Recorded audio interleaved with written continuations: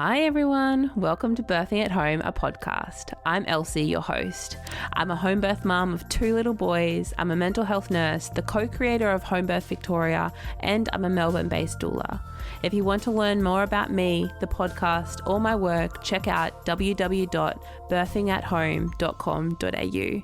And before we begin today, I would like to acknowledge the Wurundjeri people who are the traditional custodians of the land I'm recording on in Naarm, Melbourne, Australia.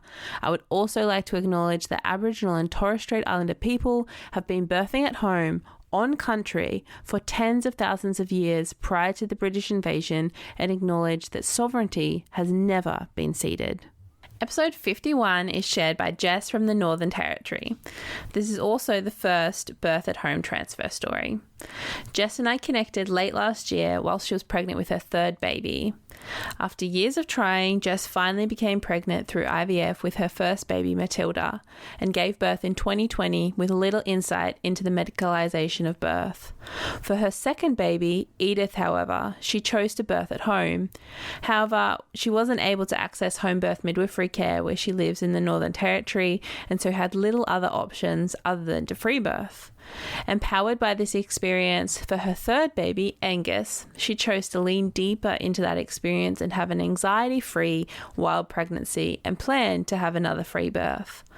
Whilst we talk about all 3 births in this episode, it's worth highlighting in this little intro that during her labour with Angus, she felt that something wasn't quite right and so made the decision to transfer to hospital for medical support.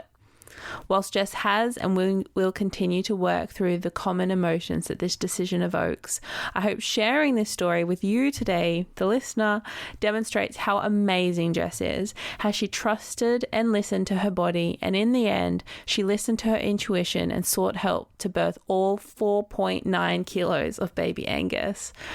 We have a lot of great chats in this episode, including the brilliance of doula care, accessing home birth, gestational diabetes, and addressing fears. Enjoy. Welcome, Jess, to Birthing at Home, a podcast. Hi, how are you? I'm good. Thank you so much for joining me today. Finally, like I said before we began, we were talking in like December last year, so December 2023. So now it's August, so that's pretty exciting to finally get to chat. Do you want to give a bit of background to who you are, who's in your family, where you're located, that kind of thing? Yeah, sure. So I'm Jess. I live in Darwin, Northern Territory with my husband Tom and our 3 kids, Matilda, Edith and Angus. Yeah, amazing. And so Matilda was born in hospital?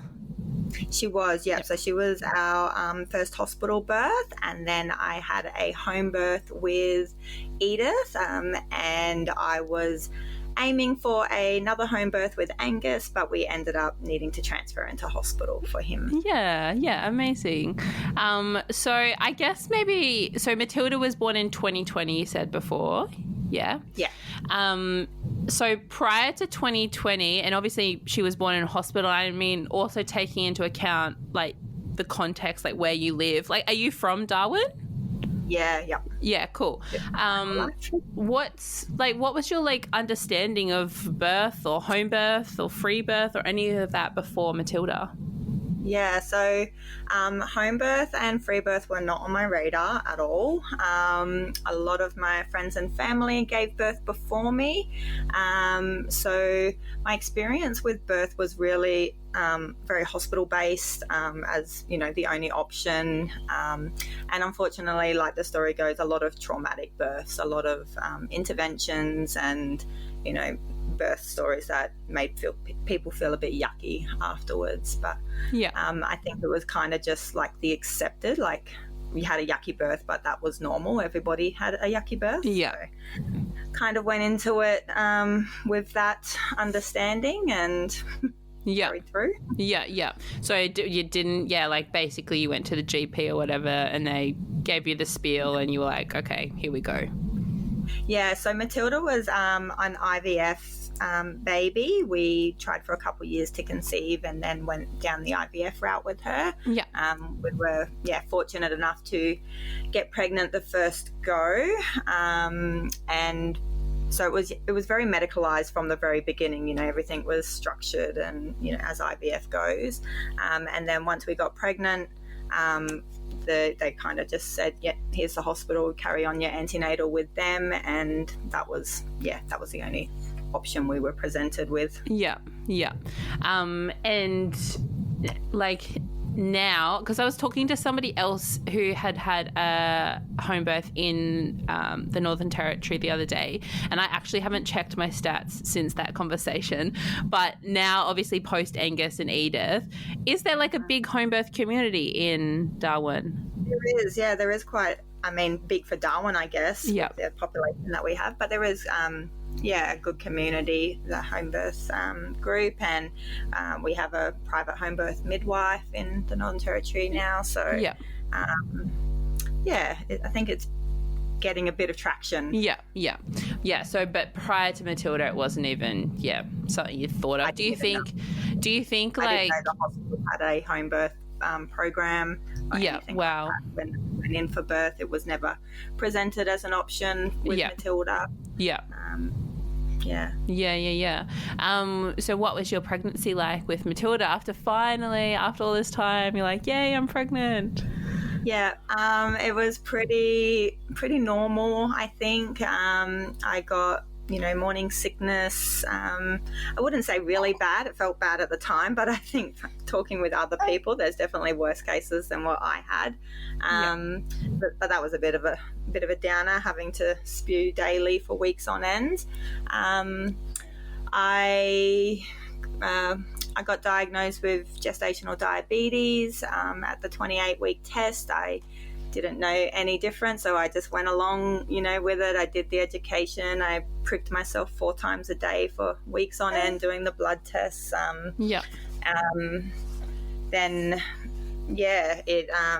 I had to see the doctors a bit more because of the gestational diabetes. So I had, you know, the extra scans that people get when you've got diabetes compared to the normal ones.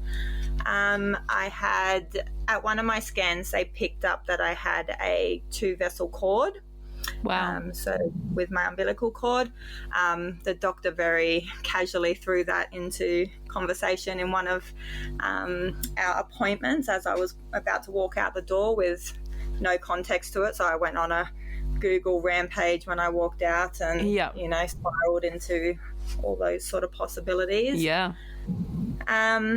Because I was seeing the doctor, I actually somehow managed to slip off the midwife's appointment. So I was only seeing the doctor somehow. And I remember saying to the doctor at one of my appointments when I was like in my 3rd trimester, I asked him something about expressing colostrum, and he kind of looked at me like, talk to your midwife about that, not me. And I was like, well, when do I see a midwife? And they were kind of shocked that they thought I'd been seeing midwives all along, but I was only seeing the doctor. Oh my gosh. So about 30-something weeks, I finally started seeing the midwives properly and got to ask all of those questions, and kind of got told about, you know, different pain relief options and things like that, but wasn't really too much information. And to be honest, I didn't do much researching myself. I was just, you know, in their hands and went along with everything they said and suggested. You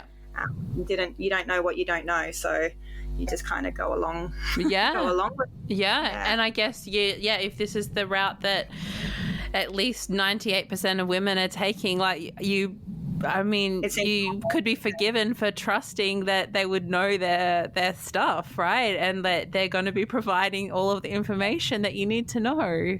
Like, right, yeah. So throughout the pregnancy with Matilda, did you do like any like hospital kind of education or any other like additional? Yeah, I did the hospital birthing course that they did. I think it was like a full day or a half day thing, and you go in and they teach you about what pain relief options there are, and they show you the like the maternity ward and things like that, and where to go and who to call. But it was it wasn't very informative. It was Yeah, I've not heard great things about any hospital education program. And so what was your labour and birth experience like with Matilda? Yeah, so I knew all along that I didn't want to be induced with Matilda, even though I had the gestational diabetes and they kept, doing the big baby talks with me. I knew that I just wanted her to come when she came. Yeah. And I kind of went my whole pregnancy with that. At my 43 appointment, they sat me down and talked about booking induction, and I was like, no, I don't want induction. I just want to keep going. And they were like, yeah, that's fine. Just letting you know that with your diabetes, the risk of stillbirth, grows exponentially once you hit 41 weeks. And it was the first time they'd said that at all to me. Yeah. And I was like, wait, what? Yeah. Stillbirth is very relevant in our family. Like my beautiful cousin had a stillbirth before I was pregnant, so it's like a real thing for us. And so I freaked, of course, and was like, book me in for an induction. Like, what are we doing? And then they said, oh, we can get you in 5 days time, which is when I was 41 weeks. So I was like, you've just told, like, I've just heard in my head that my baby is potentially going to die in 5 days. Yeah. If I have it, but you can't get me in for 5 days to have my baby. So, start freaking. So book the induction, and off we went. At the day before my scheduled induction, I woke up and had some reduced movements, and started to, get quite worried with everything that had been on my mind. Yeah. And went into the hospital. As soon as I got into hospital, they put me on the CTG, and she started bouncing around happy as Larry, as they do. Yeah. But we were there, and they said they had they could start the induction then. So we just went with that. Yeah. Do you remember, because there's a couple of ways that I guess they can do the induction, I suppose. What did you receive? Yeah, so I got the gels first of all, and I think after about 6 hours of the gels, they checked me, and there was still no dilation, but I was cramping quite hard, I guess. Yeah. And they said they wouldn't give me a second dose of the gels, that they'd move me on to the catheter. Yeah. The balloon catheter. I got that at 1 a.m. in the hospital. My husband wasn't there. It was, I think, worse than childbirth. Like, it was horrendous. It was painful. Yeah. And middle of the night, you're alone. It was not nice at all. They said it would hurt a little. Why? Was this something to do with COVID, or just it happened that he wasn't there? Well, he wasn't allowed to be there until I was in labour. Yeah, so he was there with me in the afternoon when I got the gels, and then when visiting hours ended at like 7, 8 o'clock or whatever it is, he went home. Yeah. And I was on my own. If I started actually being in active labour at any point, they would have called him back in, but he wasn't allowed to come back until I was in labour. Oh my God, that's outrageous. What the heck? Oh my gosh. He went home. Yeah. And so 1 a.m. I got the catheter. Yeah. And then they gave me a sleeping pill and a Panadol and told me to get some rest. And I was like, yeah, right. It was like I was cramping quite hard at that point, and in a reasonable amount of pain. Wanted my husband there. I think I messaged him at like 3 a.m. and was like, as soon as you get this, come in. Like, I'm not in labor, but just don't worry about what they say and come in. I need you here. And then, I think he got in, I don't know what time, wasn't early enough for my liking. I think it was about 9 a.m. He got there, and they moved us over to the birthing suite at about lunchtime. I think not long after that, nothing was really happening except a lot of cramps. Yeah. So then they broke my waters. To be honest, that whole birth is quite a blur. Like, I don't know if I've blacked it out, but I don't remember all too much of the time. Yeah. I do remember at one point, I think I asked for an exam to see how dilated I was at that point. Yeah. And they did that, and they said I was only about 4 or 5 centimeters still, and it had been like a really long time by that point, and I was in a fair bit of pain. Yeah. So then I asked for an epidural. Yeah. So I got the epidural. It didn't work. I didn't even know that they came back and did it a second time. Like, that's how kind of out of it I was. Yeah. So they came back and did it a second time. It didn't work. And I think not long after that, they told me to start pushing, and I was pushing and pushing and pushing, and it felt like they just kept saying, one more push, and, it just never ended. It was still, one more push and nothing, one more push, 3 more pushes. Yeah. And, nothing. So then at some point the doctors came in and said Matilda's was starting to go into a bit of distress on the CTG, and that kind of put me into a bit more distress, and of course. And then they said I had to go to theatre to have a forceps removal, and once that happened, it just went from like what I already thought was 100 to like 1,000. Yeah. And doctors and staff come into the hospital, into the room, and there's just so much going on, and you've got no idea. Nobody really talked Tom through any of it. Yeah. Ended up in theatre. I finally got a spinal block once I was down there, and then like things started to calm down a bit once I had that pain relief finally.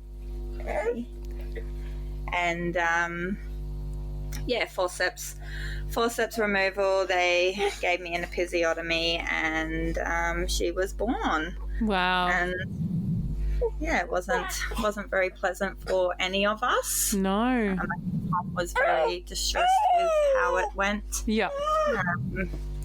But at that, not knowing what I know now, not having the education that I have now, we were very grateful at that time for them getting her out safely. Yeah. And for those people listening, we've got baby Angus also joining us as well. Those are all the baby noises. Yeah. Holy moly. Like, yeah. What the heck? And so, like, when do you think that you started to actually reflect on Matilda's birth and be like, oh, okay, maybe it shouldn't have been like that? Or it could have been different or something like that. I don't think really until I was pregnant with Edith, and I started doing a lot of other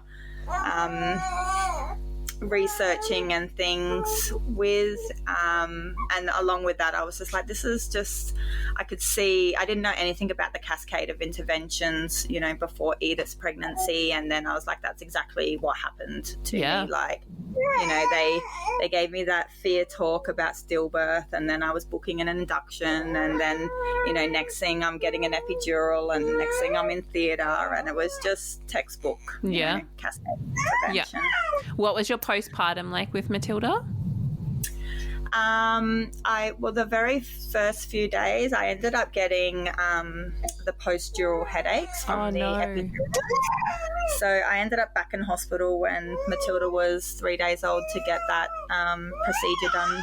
So another, needle to the spine to fix the hole that they'd put in it. That procedure worked within minutes of me getting it. Whoa. So I'm very grateful for that one, because I couldn't even stand. The headaches were so bad. Obviously not ideal with a fresh little baby. No. But then the postpartum after that was fine. Like, I think I processed it quite well at that point, because that was quite normal, with everybody else's birth stories that I'd heard. I was just, really noisy. Yeah, absolutely.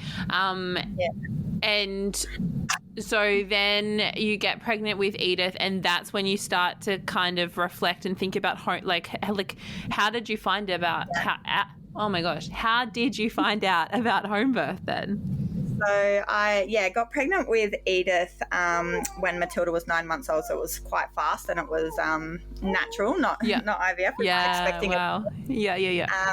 And so that was in 2021 that I got pregnant, and COVID, everything that was happening with COVID. Darwin was a little bit behind the rest of Australia with, all the lockdowns and things like that. So it was just starting to become a bit more prevalent with us. But yeah, went to the first antenatal appointment as normal, and, they were pushing the COVID vaccine on everybody at that point, and I was a bit like, I'm not sure about this when I'm pregnant, like I'm not feeling very comfortable with it. But they were so forceful about getting that vaccine, and then in the same breath telling me it's safe, but don't eat cheese because cheese isn't safe. Yeah. Pregnant. So, so true. I'm like, what? And then, there was a lot of talk about the hospital policies changing and, who was going to be allowed to come to the hospital, and being unvaccinated, it added like a whole other layer of... So true, yeah. Whether my husband would be allowed in at all. So that's when I was just like, I'm just going to start looking into birthing at home, and doing it myself, because I'm not birthing without Tom there. Yeah. So I might as well, be prepared on how to give birth myself. Yeah. And then as I started, researching that, I found out about the home birth program at RDH at our hospital. Yeah.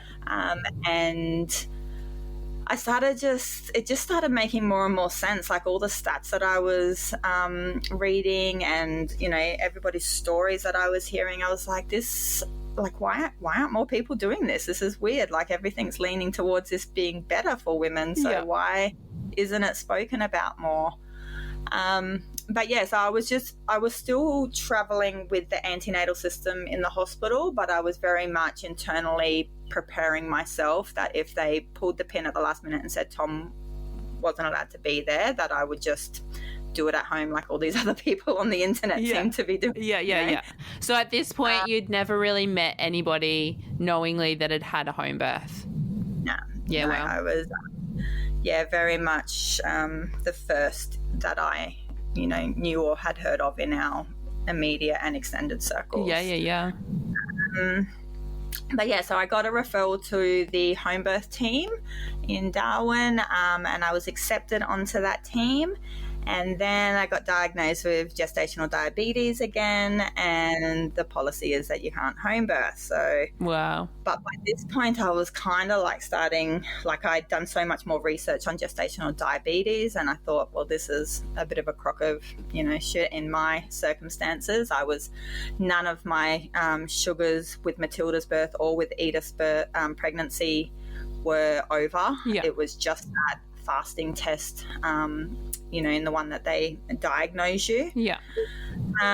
So I didn't do the testing after the first few weeks with Edith. I stopped pricking myself. I was like, I'm just going to continue on with my normal diet and go from there. But the home birth team said I couldn't home birth. They said I'd still be allowed to birth in the birth centre though, rather than in the hospital. So okay.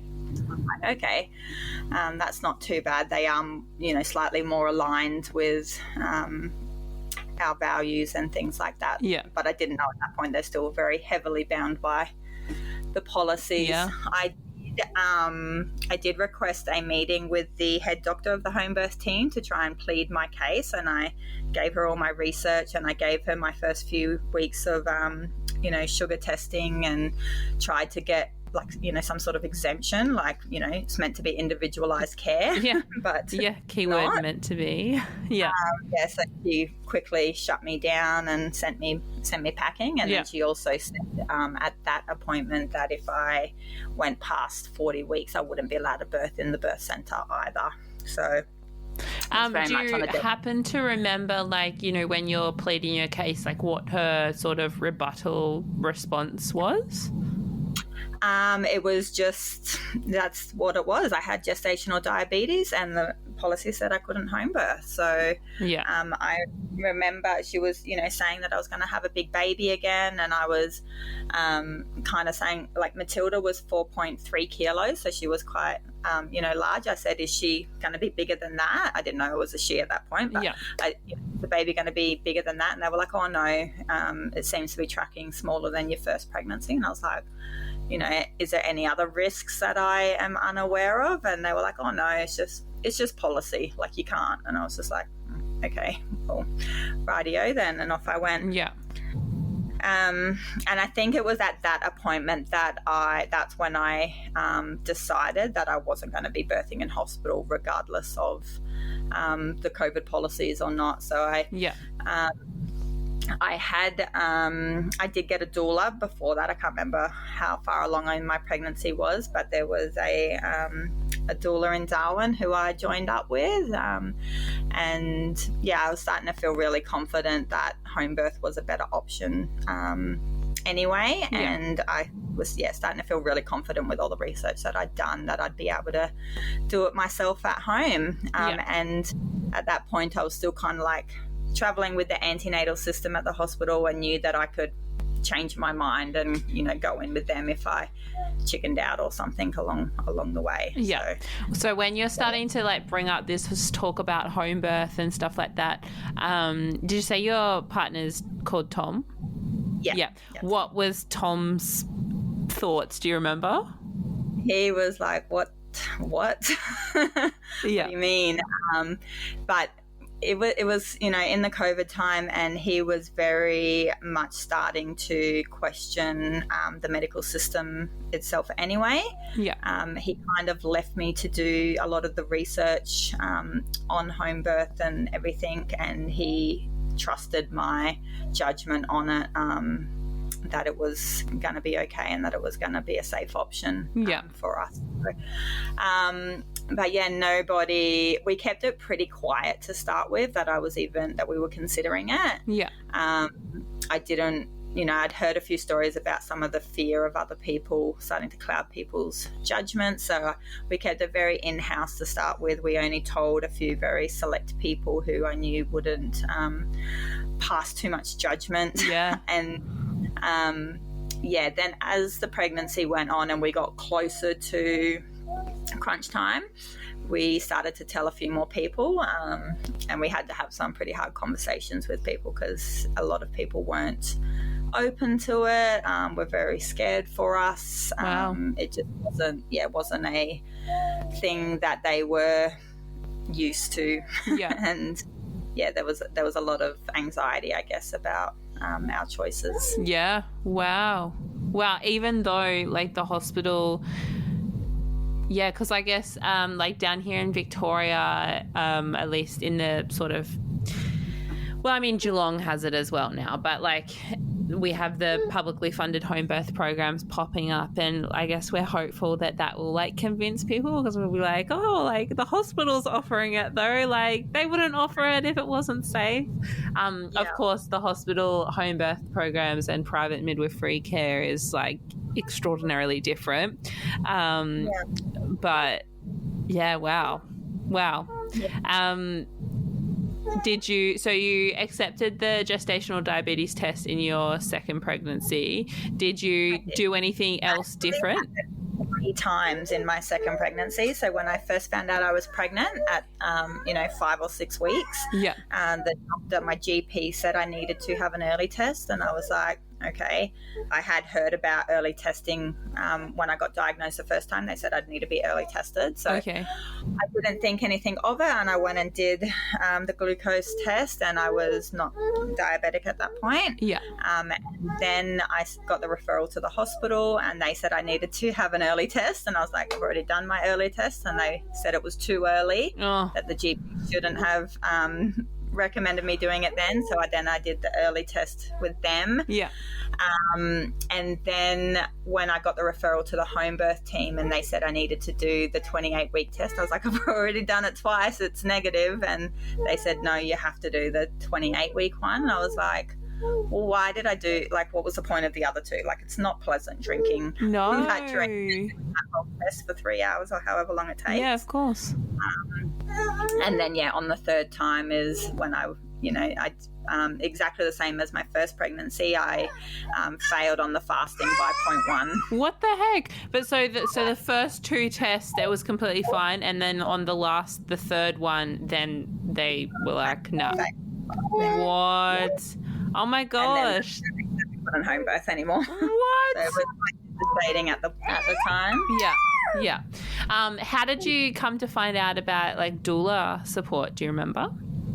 I don't remember. I think it just kind of came up in some of my socials. Obviously, I was doing a lot of research at the time and following a few birthing Instagram pages and podcasts, and I think the algorithm just sent her my way. Yeah. And she was a student at the time in Darwin, and I was just craving that, somebody to soundboard with and to follow me along through, kind of consistently, which I didn't get with Matilda at all with the hospital. So I linked up with her and she was amazing. I didn't even know what a doula was before. Like, I'd never heard the word doula before. And a few of my family thought I was quite woo-woo for, what's a doula, and, he's going to sing under the moonlight together with your crystals and, things like that. Oh, so good. Yeah. But she was wonderful. She was, my sounding board throughout, and she was able to really, provide a lot of information to me and just help me make my choices. Yeah. We're just too distracting for you, Angus. This is not settling. Hey. It's because Mum is talking. Hey. Yeah. Wow. Okay. And so, at how many weeks did you start to look into? So, sorry, going back. So there is a private midwife in Darwin? So there is now. When I was pregnant with Edith, she was not yet registered in the Northern Territory, so she was going through the process, but I missed the cutoff for her. Like, it didn't align. Yeah. So she wasn't registered. Yeah. Privately, to do it. So, did you find, like, how does that work with Edith then? So Edith was basically a free birth. Yeah, wow. Oh my gosh. Yeah. So it was just Tom. Was Matilda there? No, she wasn't. Yeah. Yeah, wow. So you were really, influenced by the lack of midwives, like in terms of free birth. I guess, there's quite a question at the moment. I know that, like, around the professional indemnity insurance stuff, that, like, if you take away access to midwifery, then free birth is going to rise. And, like, here is the perfect example of that. Like, if you take it away, if you deny, like, women are still going to birth at home. They're just going to do it without midwives. Yeah. Wow. 100%. So, yeah. Oh, my goodness. Yeah. Did you have, like, any, like, fears? Or, like, what? So you try and find a private midwife. You find out, okay, there's no private midwife. Like, did you have any? I didn't even try and find a private midwife. I didn't, like, it was never really an option. I just kind of heard that there was a midwife. I think maybe even my doula had mentioned it, that there was somebody you know, in the process of registering, but wasn't registered. So I didn't even really explore it. Yeah. Wow. And so remind me again how many weeks that was, roughly? That was probably, I don't know, midway, just after 20 weeks. Yeah. Just pausing here to thank the August sponsor for the podcast. Mama Goodness is a mum-owned business based in Melbourne, founded by life after birth authors Jessica Prescott and Vaughan Geary. Mama Goodness's goals are to nourish and nurture mums through motherhood. They create plant-powered, i.e. vegan, organic and naturopathic formulated products to support women through pregnancy, postpartum and beyond. Their lactation cookies are highly rated. There is also a gluten-free option, but they also sell lactation tea and granola. So if you're looking for a tasty treat for yourself or a gift for someone, check out Mama Goodness online now at www.mamagoodness.com.au. And thanks so much to Mama Goodness for supporting this month's podcast episodes. And did you do any like extra education or anything like that in Edith's pregnancy? I was researching like a mad woman with Edith. I could not watch enough birth vlogs on YouTube and listen to podcasts. And one thing that really helped with some of the fear stuff was I just kind of like unpacked what was bothering me. So like there was this fear about the cord wrapping around, you know, the neck, and like what I was going to do if the cord was wrapped around the neck. And I started researching it, and then I found out like that's not even, it's a non-issue really. And I was like, oh, okay. Yeah, you hear so many stories about like reasons for C-sections that, you know, and then I had a C-section because the cord was around the neck, and I'm like, oh, but you, like, the chance of that actually doing something is like so rare. So I was like, oh, okay, so I just unwrap it. Exactly what they hospital. Okay. Yeah. But all the little things like that, I just did my research on them individually and unpacked them and kind of prepped Tom a bit on things to expect and, you know, what some of the things were that, you know, would constitute us, you know, needing more support and, you know, needing to call an ambulance or getting in the car and going to the hospital. Were there any like specific things that you can remember that were that you know you were like, oh well, I might consider transfer or getting support with that? Yeah, so I think cord prolapse was, you know, a main one. I think that was really the only one that kind of really scared me. I'd had a little bit of a bleed with Tilly, so I was, you know, kind of looking at different amounts of blood and you know how much 100 ml versus a litre actually looks like, and to tell Tom, like, you know, this is when you might need to call an ambulance. But cool. Other than that, there wasn't, I was just really content with my decision, and I was just really trusting of my body, and like kept coming back to the fact that my body was built to give birth, like literally. So it wouldn't put me in a situation that I couldn't, you know, handle, or and if I couldn't handle it, then, you know, I had backup there in the form of an ambulance. So Totally. I think I was just really calm with it. Were there any particular resources that you found like most helpful, or I think watching the birth videos on YouTube, I was just googling, YouTubing lots of different births and just watching other people give birth, and because I'd blacked out so much of Matilda's, and like I couldn't really remember you know, much of it. Like just watching other people in labour just gave me some expectations and like what I was likely to experience. So and, you know, because home birth is, you know, not so easy, but it's like, you know, more natural and things are a bit calmer, then everybody in the videos were a lot calmer and, you know, it was a much more peaceful experience, and I was just hoping that that's what it would be for me as well. It was. Absolutely. And so when did you go into labour with Edith? So I was about 45 with Edith. And I remember waking up at about 2 a.m. and I was really emotional. Like I was just crying and I was stressed, and I had a bit of insomnia, and I woke up and I just did some yoga. I was really loving my yoga at that point, so I just did some stretches and kind of calmed myself down and went back to sleep. I was like, what was that? And then a couple hours later I woke to like this kind of jolt feeling in my belly, and I didn't know at that time that was my kind of waters breaking. Just felt like this kind of weird popping jolt, and then, some cramping started and I was like, oh, okay, what's going on here?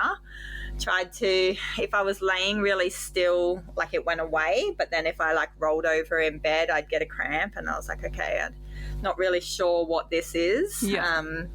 It wasn't consistent or anything. It was just kind of like when I moved. Woke up in the morning. Tilly woke us up at about 6 a.m. and once I got up and was moving around, I was starting to feel, the cramps a bit more consistently, very mild at that point. So I was very happy to just kind of go about my day. Tilly was pestering me to go in the pool, but I was not sure if I could if my waters had broken, so I decided to take her to our local water park where she'd be able to swim, but I wouldn't need to get in the pool. Of course. So we left the house at about 10 a.m, left my husband at home, told him he knew that I was in labour, but I was like, I'm going to the water park, it's fine, I'll come home before anything happens. I didn't know that the water park that we went to, there's like a bit of a reception black hole. So I had, he was trying to check in on me and I was ghosting. Oh my goodness. Freaking out. So that was funny. I got home at about 12 and put Tilly to bed. And that's when I started having my first kind of contractions that were starting to stop me a bit. So kind of laboured through them. We were just watching some TV and I was on the birth ball at home and Tilly was asleep at this point and she woke up. She was a bit sooky when she woke. I think she was a bit confused as to why I was like on a ball and kind of moaning a bit and things like that. She was already planned to have a sleepover with Tom's mum. So we kind of messaged her and said, is it cool if we drop Tilly off now? They didn't know that I was in labour, but she was like, yep. So Tom left at about 3 o'clock to take Tilly to his mum's house. As soon as he left, it felt like it ramped up for me. And I jumped in the shower with the hot water. I'm just waiting for him to get home.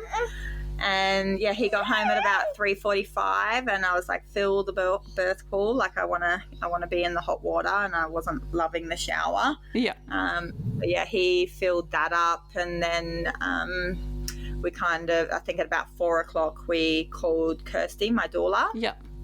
And I was in the pool and just labouring in there. I kind of felt like it was painful, but it wasn't. And in like what I could remember of Tilly's birth, I was like, I've still got hours to go. Like this is nothing compared to Tilly's, so we mustn't be anywhere close yet. I mean, I've got a long time ahead of me.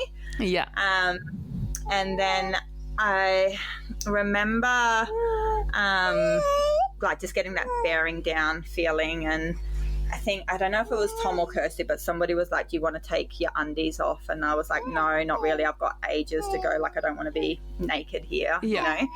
And they were like, no, take them off. I think something's happening. And then like I was on, my hands and knees and I kind of rolled over and I leant down and I could feel her head like right there. Wow. And so a couple more pushes and then rolled back onto my hands and knees and out she came.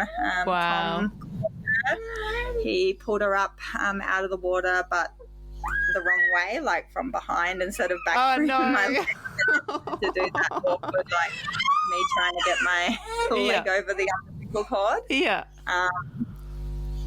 And it was just like, it was the best experience of my life. Like even though I was so confident in my decision to home birth, like I still think like deep down I had that bit of fear, and like I remember saying like I did it, and like I was so shocked that I had done it. And my husband debriefed with me after the fact and he was like, I thought you were so confident until you said I did it. And that was when I was like, wait, I thought she had this all along and you weren't even sure yourself. Like the tone of my voice was just like, oh my God, like I did it.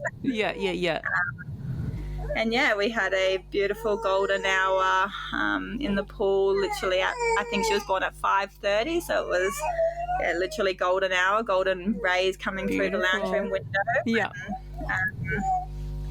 Took a little bit to birth the placenta. Like, I had to move around a bit. I went from the pool to the toilet to the couch. Yeah. And then that came out and got into bed, and my husband bought me a cheese platter, and it was just so nice to just be at home. Yeah, such a contrast to the experience that you had. Like, chalk and cheese, if you will. Wow. Started bringing some family, and everyone was just like really happy, but you could tell really relieved as well. Yeah. There was definitely that sense of relief that, you know, it had all gone well and we were all safe. What was your postpartum like with Edith then? It was beautiful. Like, there was just no... I was on cloud 9 for so long from the birth, and I was just like really proud to like get out there and show her off and like talk to people about my birth. And like, I remember with Tilly when all the girls came over to meet her and, you know, talk about the birth and, you know, just like breaking down in tears. But like with Edith, I was just so happy and just like, you know, this is what we did, and it was the best experience. Like, I couldn't shout it loud enough that it was the best experience. And I just wanted all of my friends to start having home births. Convert everybody. Wow. And so then Angus, you were pregnant in 2023 with Angus. Yeah, so again got pregnant by surprise. Definitely weren't planning it, but along it came. When I was pregnant with Edith, I was part of a Facebook group called Freebirth and Wild Pregnancy, and that's when I kind of come across the term wild pregnancy. And I was just like, that's interesting. So much of my, I guess, anxiety came from like the antenatal stage of pregnancy, and, you know, like I had the 2-vessel cord with Matilda, and, you know, went on the, you know, the Google with that, and like all the things that could happen. And I didn't mention this, but with Edith, I had velamentous cord insertion. So again, like, you know, Googling and like all the things that, you know, could potentially go wrong with that might be an issue that I just decided quite early on that I just didn't want any of that stress with this pregnancy. I just wanted to like just be in tune with it, and just whatever happened. I wasn't going to go for any ultrasounds. I wasn't going to have another thing that was potentially going to, you know, cause me stress and make me worry through the pregnancy. So I told my husband that I was going to have a wild pregnancy, and he was like, okay. So we just, I went for the HCG test at the doctor's. Because I needed to get a letter confirming my pregnancy for work. So that was the only test. The doctor tried to like do the antenatal referral, and, you know, my referrals to ultrasound and all the other blood tests that go along with the HCG normally, like all those stupid STD checks and all that sort of stuff. And I just was like, nope. And he was very confused, the poor doctor. I was like, what do you mean no? I was like, no. I don't need any of that. I don't want any of that. I think he gave it to me anyway. He was like, here's the referral, you know, I have to give it to you. You do what you want with it. I was like, whatever, in the bin. So I did that very first blood test, and that was it. I didn't go for any ultrasounds. I, you know, didn't get the referral to the antenatal clinic. I didn't see any of those midwives and doctors, and just had a beautiful pregnancy. I was so relaxed, and I just I felt good the whole pregnancy. I worked up to, you know, 39 weeks. Like, I was I think I had like 4 days of mat leave before he was born. Oh my gosh. I felt like I could have easily gone like longer. Like, I didn't feel done, like and just over it, like I had with the other two. What do you usually do for work, like other work apart from mum life? I work at the prison in Darwin. Oh, okay. Yeah, so not with prisoner, like not as a prison officer, but I cool. Yeah, worked at the prison there, but I just felt really good, and didn't have any concerns. Yeah. Did you? When you sorry, just about your work, do you have to wear a belt? Because I also worked at a prison here in Melbourne, and we had they have the belts, and I just have to. I'd have to put it on under my belly, and I just felt so ridiculous because I was like, this is so contradictory, because like I'm so pregnant, I can barely sit down to talk to people, and having this big like non-flexible like belt with like keys and like dress and all the stuff hanging off it. Oh, that's funny. Yeah, didn't have to wear a belt, thankfully. Yeah, nice. I mean, that sounds amazing. Like, and that's what my experience with my 2 pregnancies has been as well. Like, it's the antenatal stuff that, I mean, I feel like you do have to weigh up, like, what is the, like, if it's going to make you so anxious, the possibility, I mean, because really anything could happen. Like, nothing is guaranteed in anything, like, you know? Yeah. And the amount of anxiety and stress and, you know, even when it comes to like partners or kids, like, you know, I see people like post in mums groups, being like, oh, like, what do you do with your kids? Like when you have to go to the hospital for antenatal appointments. And I'm like, oh my God, that's such a horrible, problem to have, because like, that must be so stressful. You have to organize like your own like probably work, like time, like who's going to look after the kids, and then you go to the hospital for hours. Like it's just oh my gosh. Time, so they're always running late. Yeah. I was really excited to not have to worry about any of that, and I felt so educated myself from Edith's pregnancy and birth, and like really empowered. So I was just like, no, I'm not doing it this time. There's no need for me to do that. It didn't do me any good last time, except cause me more worry, and have to deal with, you know, doctors and even midwives, you know, spouting their hospital policy at me, and me knowing that I had choices with a lot of that stuff. So I was like, nah, I'm not doing it. Did you plan, were you going to have Matilda or Edith present? I wanted them present.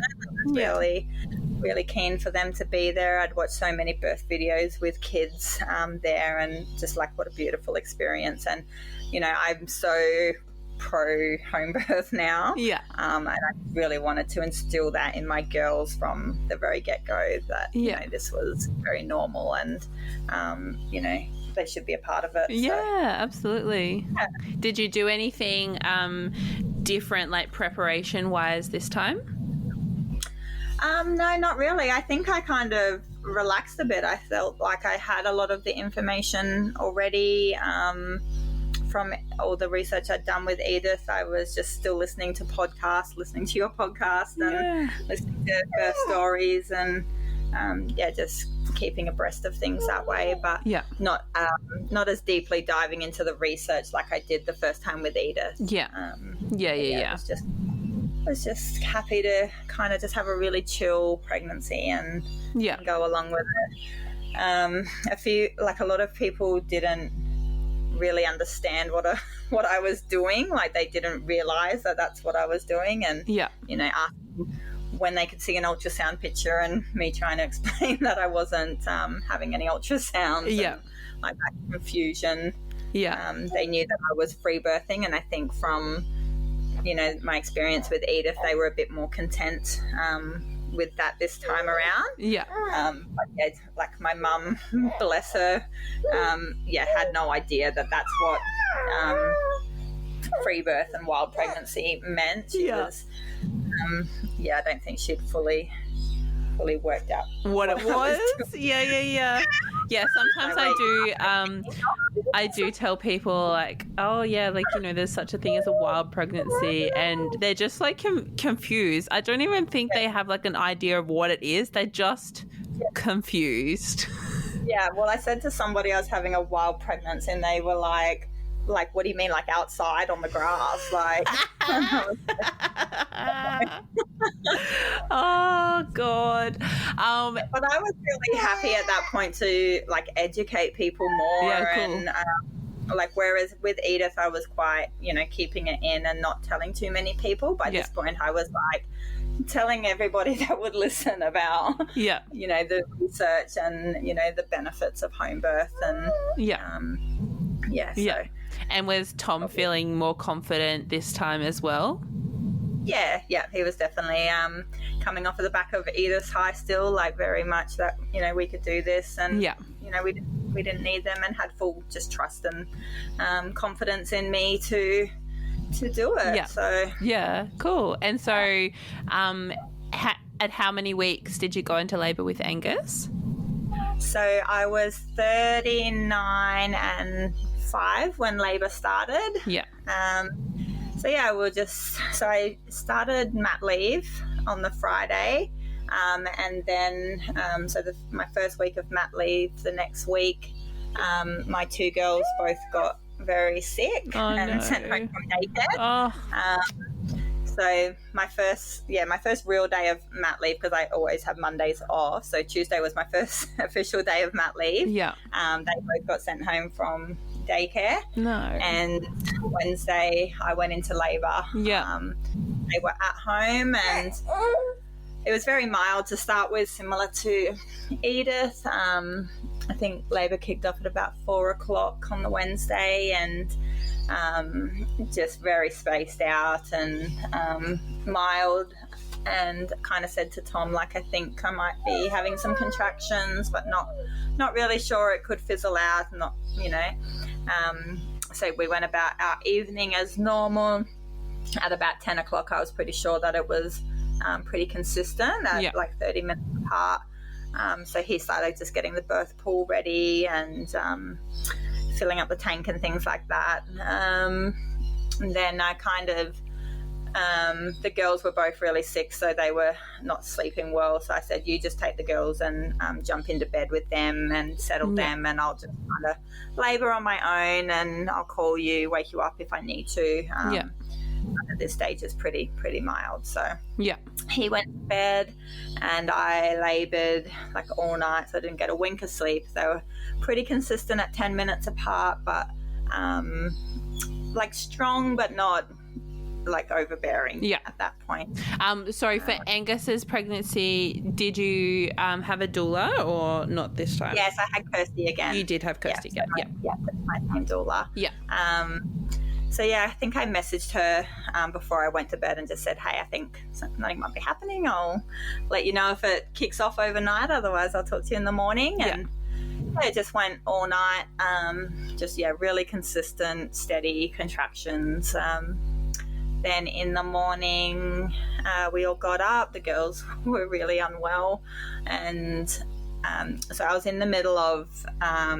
it was Easter weekend, and in the middle of switching Matilda from her daycare to a new school, early learning centre, it was Thursday was the only day that we could get her uniforms before she started the following week. So I sent Tom out to do that and get that sorted. So he left me at home with Edith, and he took Tilly, and as soon as he left again, it was just like ramped up, and I was like, wow. Text him, I was like, hurry, don't take too long, like it's just got really quick all of a sudden and really powerful. Messaged my doula Kirsty and said, start making your way here. I was at this point going off of Edith's birth, and I was like, this is going to happen really fast now. Like, I'll be having a baby today. And so they got there, got home, and Kirsty got there at about 11 a.m. and I was just labouring around the house. It was pretty strong, and it felt really different to Edith's labour. Like I was already starting to feel like this is really quite painful and different to Edith. And I was kind of moving from like a cupboard in my room that was about, hip height that I was kind of holding on to and swaying through the contractions, to the pool, which wasn't getting quite hot enough for my liking, and the couch, which was really uncomfortable. So I was kind of rotating between those three locations, just trying to get in a position that I could, bear the contractions. And yeah, they were really hurting. It was really different this time. Yeah. And I was very vocal. Yeah. About 1 o'clock, my waters broke, and I was like, oh, finally, like, this is like, it's going to happen now. Like, yeah. Here we go. And then, yeah, still very much the same. The pain kind of ramped up, but nothing else was really happening. It was just in my head, I was like, oh, we should be having a baby by now based off of Edith's birth. And it wasn't, like, it was taking so long, and I was obviously very tired already from having been up all night. I think sometime between, I can't remember what time it was, but between my waters breaking and at 4 o'clock, I had a good hour where I couldn't feel any movement. Like, I was really trying to feel for some movement between the contractions, and I wasn't getting anything. And I think that's when I started to get in my head a little bit. Yeah, okay. Like, why can't I feel him moving? And you know, I've been feeling him moving this whole time, and now, like, it's really, really painful, and now I've the movement stopped as well. And I think after about an hour, I finally felt a little bit of movement, but I was very much in my head by that point, and very much over the pain. And that's when I think I started to ask scream at my husband to get me to the hospital, that I didn't want to do it anymore. And he did his job of trying to distract me and change things up. And he thought, like, it might be transition, and that's usually when they start screaming for the hospital. Transition from home birth. So went through that for a little bit longer of him, and Kirsty suggesting other things and trying different movements. But I wasn't getting any relief. And so I think that's when we decided that I was going to transfer into hospital. I couldn't do it anymore, and I really needed some pain relief. So we called my cousin, and she came. She was just around the corner, luckily. So cool. She was only 5 minutes away, and she came to watch the girls, and we got into the car. Drove to the hospital. It was the worst 40-minute drive. 40 minutes. Oh, Jess. So oh my gosh. So uncomfortable, and very, very painful. My doula rang ahead to let them know that I was coming in, and they said come straight up to the birthing suite, so I didn't have to go to emergency, because obviously I wasn't on their system.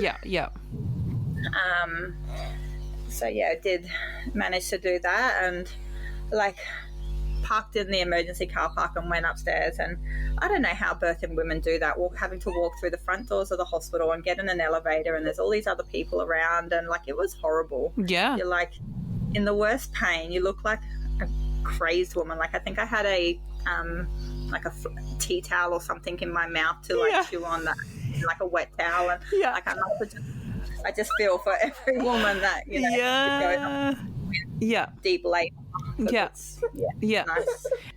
So we got upstairs, and we went through some options for pain relief. I ended up getting an epidural, and at the start I didn't want the epidural, because in my head I was like, the epidural didn't work for me last time. I don't want to waste time trying to do the epidural when it didn't work, and we're just going to end up in, I was very much, before I got any pain relief, I was very much just, let's just jump to a C-section. I was out of my mind, and I was not thinking. I was like, let's just make this end. And I'm so thankful to have had my doula there, and Tom to be like, there's other options. We don't have to go straight to the Caesar. Did you in your pregnancy with Edith and Angus, did you prepare like some sort of birth plan transfer thing, or not really?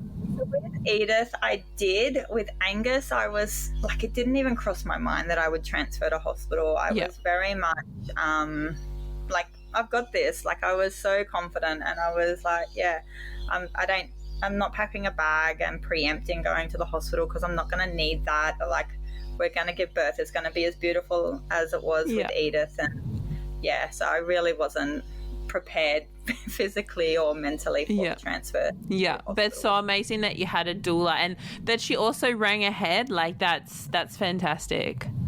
Yeah, so very, very grateful for her. Yeah. Definitely the calm presence that I needed throughout, especially when things got really hectic. And she brought me back to, what my choices were and what I wanted and didn't want as well. So anyway, we ended up getting the epidural, and it was very much a relief once I got that pain relief. But I think as soon as I got it as well, I started realizing like I was in hospital and it's not where I wanted to be, and I was quite defeated at that point. And he still wasn't coming. I was labouring in there. Well, not that I could feel it, but the contractions, and very much on their timeline. I do think that because I obviously had the mindset that I did, that I was able to push back a lot, the things that I didn't want. So I was able to hold my power in that regard. But they were very much like, you can't push for this long, and we need to start thinking about an instrumental delivery. And I was like, no. But then I think, about 11:30, I was just over it all, and I finally consented to the vacuum, I think, after 3 or 4 times of them trying to push it on me. So we had a vacuum delivery with him. And it's a big boy. 4.9 kilos. 4.9, Angus. How big was Edith? Edith was 4.1. Yeah. So Matilda was 4.3. Edith 4.1, and then Angus 4.9. Oh my goodness. So he was quite chunky. I don't know, like, looking back at the video and from what Tom and my doula said, like, I don't know what other vacuum deliveries are like, but they said it was very forceful. Like, there was a lot of force behind trying to get him out. So but I don't know why he wasn't just coming down or coming out of his own accord. I guess one of those things I'll never know. But I think within half an hour of him being born, I was asking to go home. I was like, get me out of here. So going back just a little bit, so when you call in, or when they find out you're coming to the hospital, and then you're like at the hospital, and you said, like, did they say anything about having had a wild pregnancy or anything like that? Like, were they rude? Were they like, what was that experience like? The midwife that I had was really nice. She wasn't from the hospital. She was I don't know what, she was on loan from another place. Okay. Funny chat afterwards where she was like, I don't work here. And I was like, what do you mean you don't work here? Like, what? You've just been here giving birth with me for how long, and you don't work here? So that was funny. But she was on loan from somewhere. Okay. So I don't think she was as strong on the policy as another midwife could have been. Yeah. So she was quite supportive of my choices to not want, examinations, and to like push back on some of the things. But there was like a team leader. I think she was a team leader who was like, I just got that vibe from her. I had a couple eye rolls and, the offhand comments, and really wow. Yeah, so it just like, just barging into the room when, I'm in the middle of, trying to push out a baby, and just coming and having a look between my legs without even like introducing herself to me in the room. And it's just like who are you? Yeah. And why are you here? And then, it wasn't too bad, but it wasn't like I was expecting it. I was prepared for it. Yeah.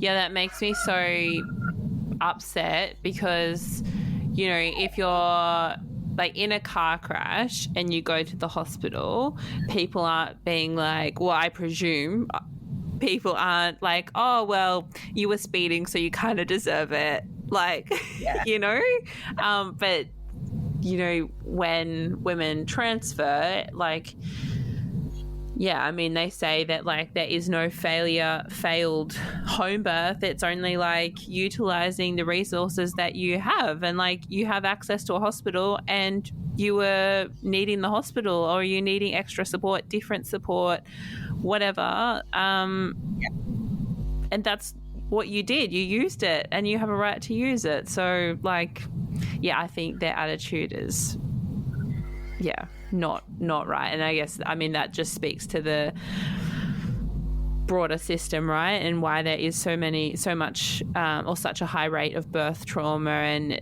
you know, how many women out there that don't describe their experience as traumatic, but equally not, you know, amazing and empowering, and, you know, the middle kind of part of the spectrum. Like, anyway.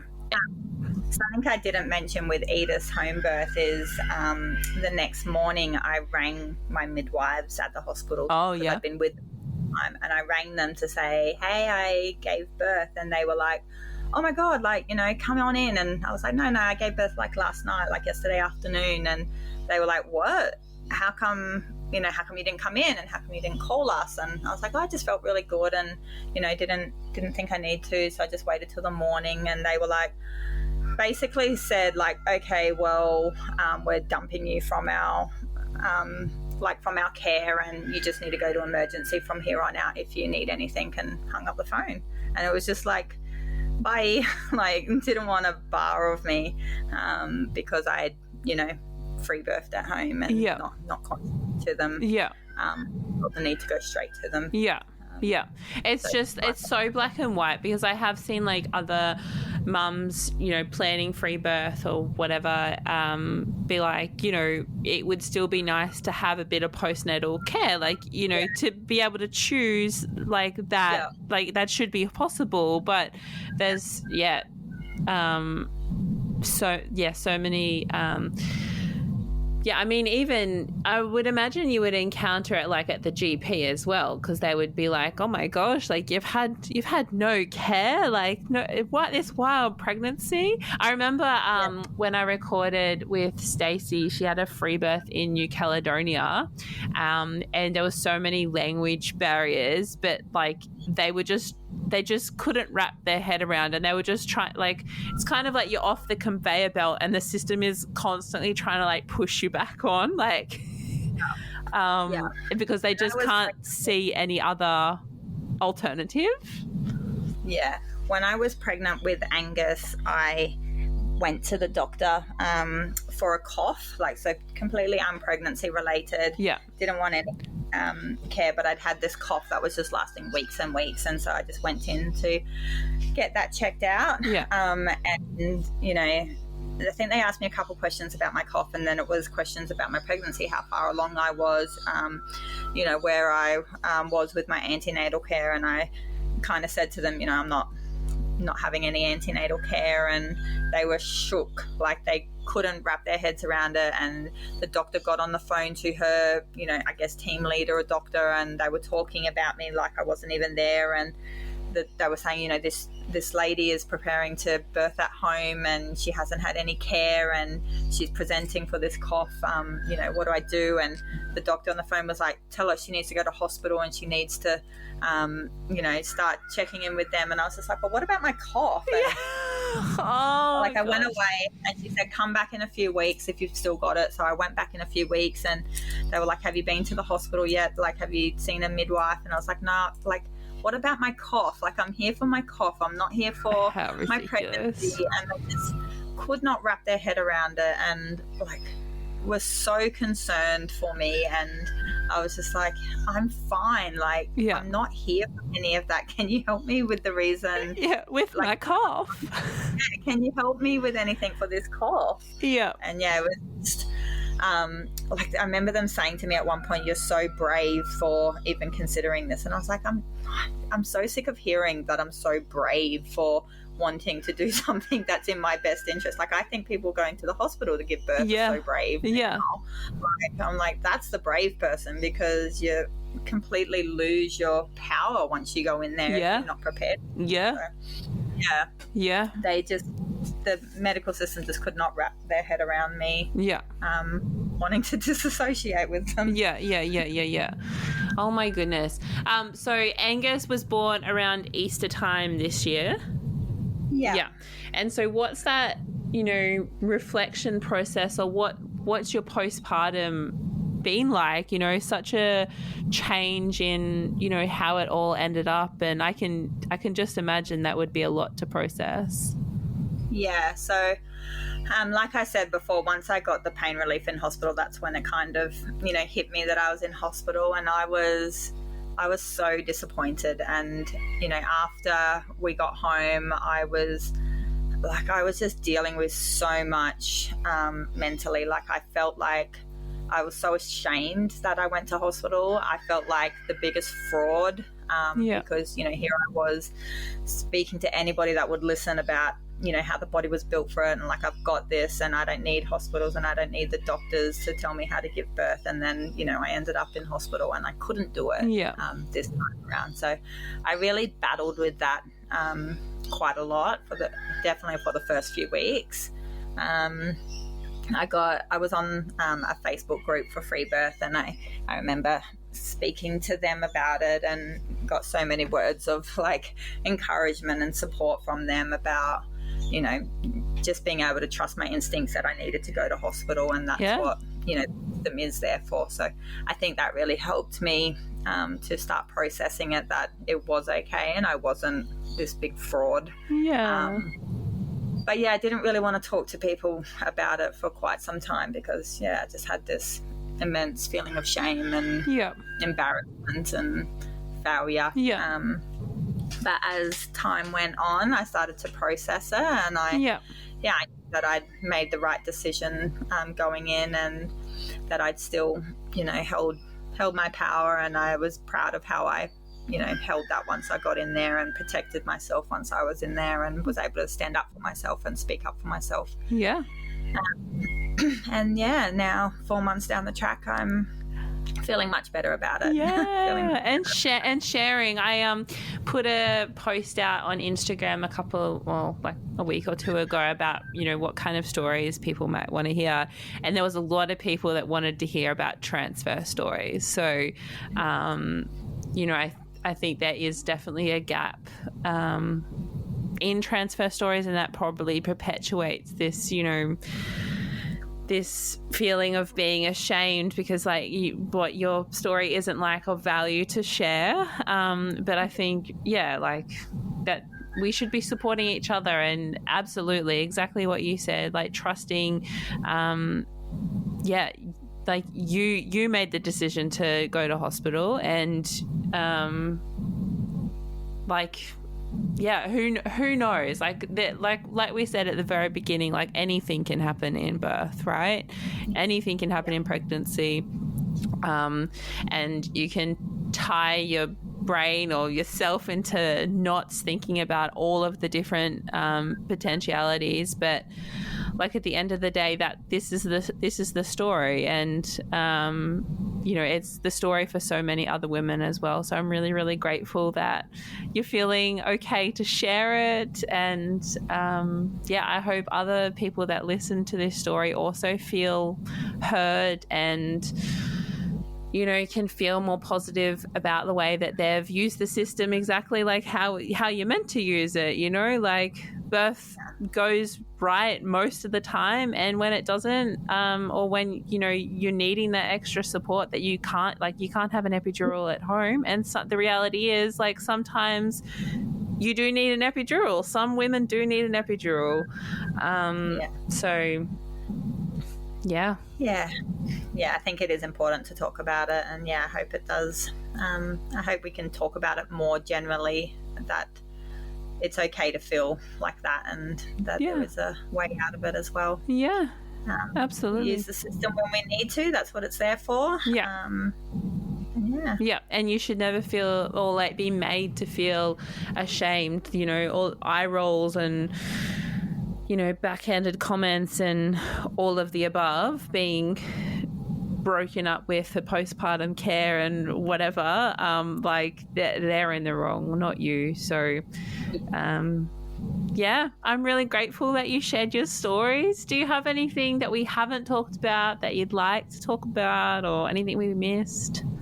No, I think I covered up on it. I just wish that more people were, just given the options. Like, they might not choose home birth, but to know that it's even an option, that they can have that. And the research and information around home birth, it helps so many more people, even if they choose to birth in hospital. Just the mindset stuff, and knowing that you don't have to say yes to every test that they make you do, that you can stand up and say, no, I don't want to do that, or I want to do this instead. I just hope that people are able to get that information more freely, soon. Yeah, absolutely. Simply literally just planning a home birth increases your chance of a physiological birth. So that says something. 100%. Cool. Well, thank you so much. It was awesome to chat with you. Thanks. Thank you for having me.